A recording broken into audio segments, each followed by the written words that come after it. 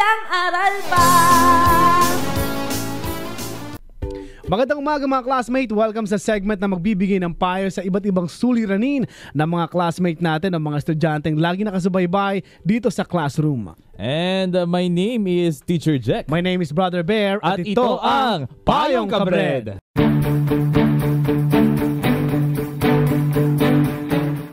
Okay, and again mga classmates, magandang araw sa inyo. At Brother Bear, ito na ang ating letter sender for the day. Simulan na natin basahin ang kanyang letter.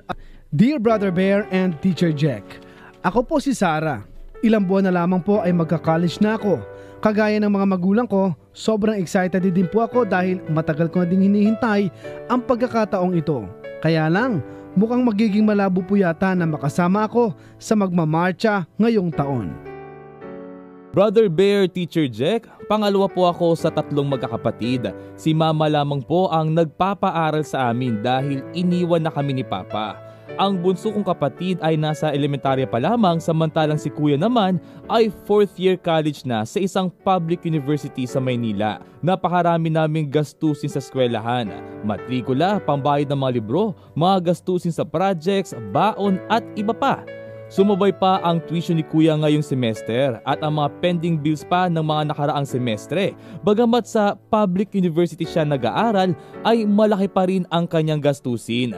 Bilang panganay, alam kong priority ni Mama na makapagtapos ng pag-aaral ang Kuya. At alam ko rin na kailangan kong magpaubaya. Gusto ko ding makapagtapos pero kailangan ko na sigurong tumigil sa pag-aaral. Siguro, Teacher Jack, Brother Bear, ay magtatrabaho na lamang muna ako hanggang sa makapagtapos ng pag-aaral ang aking Kuya. Oh, Sarah, anong problema? Bakit ka malungkot? Nasa kalagitnaan ako ng pagdidesisyon ngayon, Brother Bear at Teacher Jack. Hindi ko po alam kung ano po ang pwede ko pang magawa para may pagpatuloy ko ang pag-aaral ko.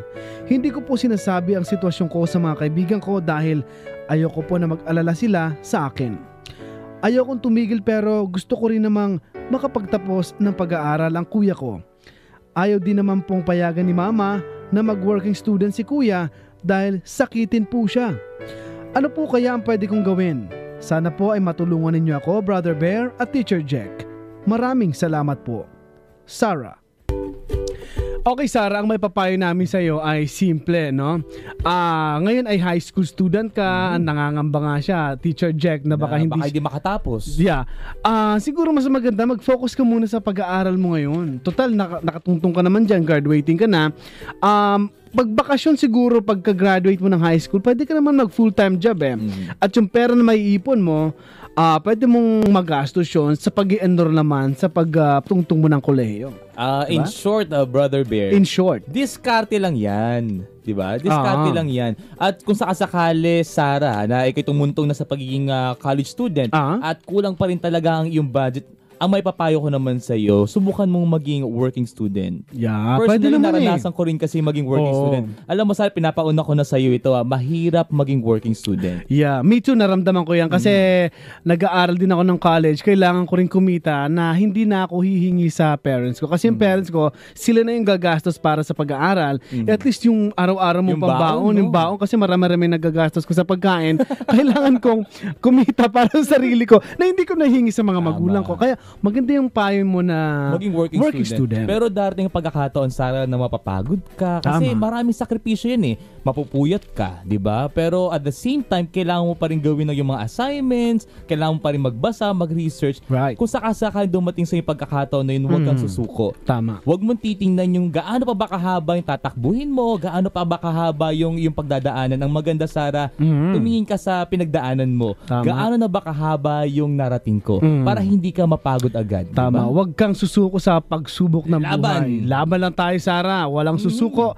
At alam mo namang may papayo pa rin namin na nasa pagitan lang yan ng tuhod at sahig. Humingi ka ng tulong sa Diyos, tutulungan ka naman, lalo pat maganda ang iyong layunin sa buhay. Exactly. At kayo naman mga classmate, kung meron kayong gustong ihingi ng payo sa amin, may problema kayo, mag-email lang sa classroom@untvweb.com. Yes, at hanggang dito muna mga classmates, hanggang sa muli. Ako po si Teacher Jack saying, study hard. And my name is Brother Bear, and pray harder.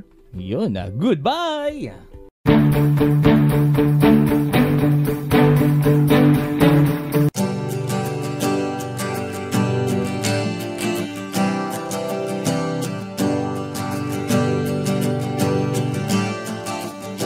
Filipos 4:6.